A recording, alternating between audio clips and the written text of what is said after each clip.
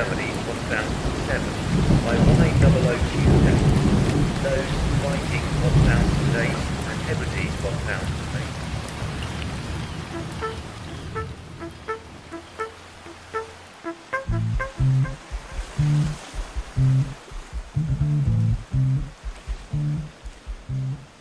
A note from the editor on the 365th day. This cloud report first appeared in the Moscow Times in its coverage of the anniversary of Russia's criminal full invasion of Ukraine. It was written by my wife, Katya Auber, co-owner of The Clouds.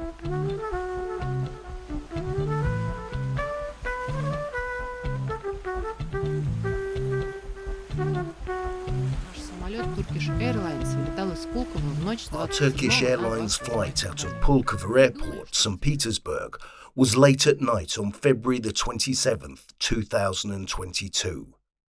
We thought our family would be on the last flight out of Russia. For the same amount of money that we paid for our tickets, we could have bought a 7-year-old German-made car in good condition. But despite the cost, it was entirely possible that some of us would not be allowed to leave. By February of 2022, in my 100-year war with my ex-husband, I had lost all the negotiated settlements and court cases because the legal and judicial system in Russia is corrupt shit. Guerrilla warfare, however, was still being waged. My children and I had been put on lists of missing persons. We'd had to sign statements for the police confirming that we hadn't been kidnapped by a capitalist imperialist. Social services had been called in to make sure our children weren't being kept in inhumane conditions. And in the summer of 2021, my son Marcus and I had driven back from Dagestan without license plates because in Chechnya it turned out that our family car had been reported stolen. Every couple of kilometers, a predatory traffic cop would stop us and get money out of us with the opening line, "Well now, Yekaterina Sergeyevna, you seem to have a problem." In November of 2021, on the eve of my ex-husband's birthday, the court bailiffs had banned him from leaving the country for refusing to pay alimony for years. I was expecting a backlash, that he would block my children's right to leave the Russian Federation. Things were complicated for Tobin too. At the last moment, his ex forgot to leave her permission to cross the border in their son's passport. They adopted Tyoma when he was 4. He's only 6 months older than their biological daughter, but they have different surnames. Although, according to their birth certificates, they have the same biological parents, such as the confusion of the adoption process in Russia, and by law, an adopted child can't cross the border without permission from both parents. We agreed that if they let everyone out but Tyoma, he'd stay behind with his mother in Russia. This was an awful prospect, saying goodbye at the border, ordering him a taxi while we all flew out. I was scared for Tobin.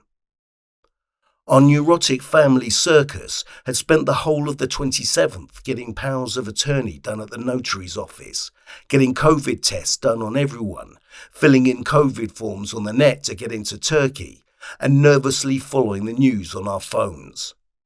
I'll never forget the scene. Maya sitting on the floor in a pile of clothes and textbooks, crying bitterly.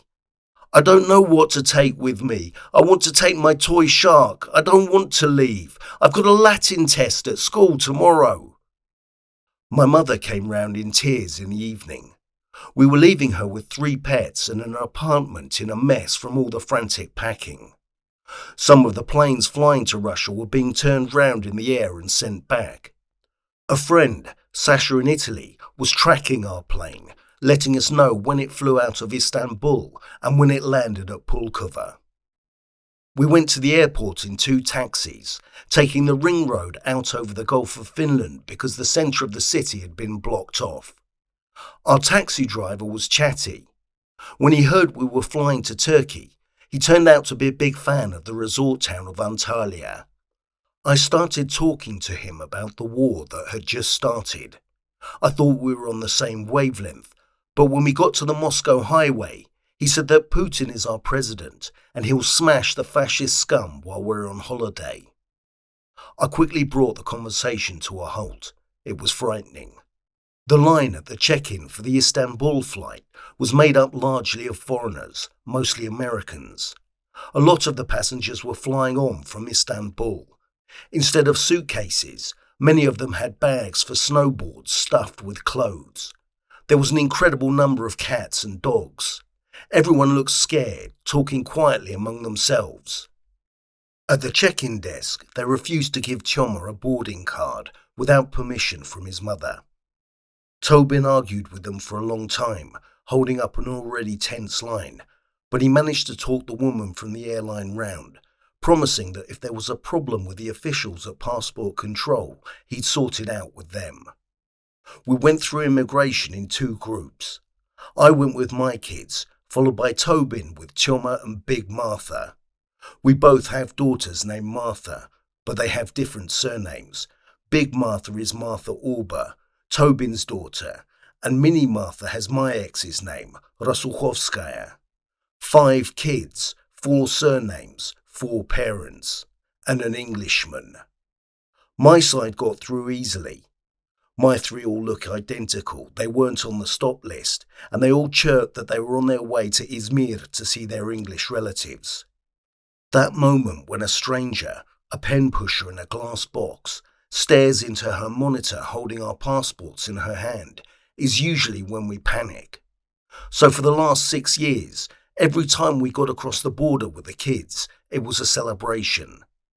We rolled through the security gates, travelling light, leaving all that weight behind us. But then Tobin and Toma didn't come out for a long time. Realising that there was something wrong with Toma's documents, the woman at immigration control started checking them in detail and asking questions. Tobin and Toma were the last through.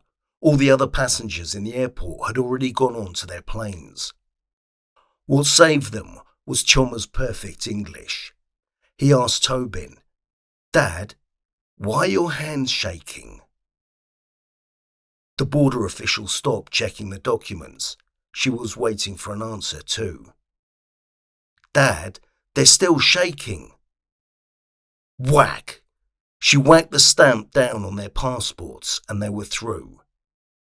I think that night all the different services in the airport were at a loss and they probably all realised what was going on. In the neutral zone, we immediately went and got a stiff drink and I wrote to my friends saying that we'd left. We were the first to go. I told my language students that there would be no more lessons. And then, right at the boarding gate, Tobin was stopped. He was pulled out of the line and told to wait. Some officials wanted to talk to him. I thought that we'd be flying on to Izmir without him because there was no way we could go back. But we got lucky again. It was late at night. The airport was in chaos. The FSB agents were dealing with someone else and they let Tobin through without questioning him. We were the last to board the plane and we found ourselves in heaven. It was warm and calm. We had comfortable seats, delicious food, caring stewardesses, on-screen videos. I've never felt such an intense feeling of freedom in my life. On the night of February the 27th, 2022, we took our children out of Russia. 27 на 28 февраля 2022 года мы вывезли всех своих детей из России.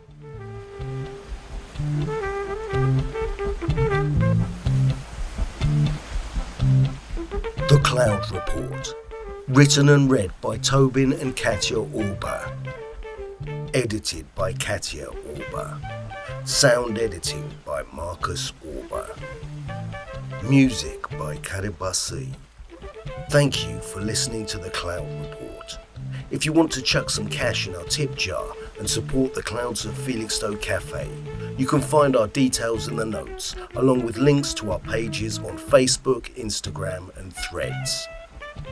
We'd be really grateful if you could like, share and subscribe to our Cloud Reports. Our debt to you will be eternal and your names will be forever inscribed in the clouds.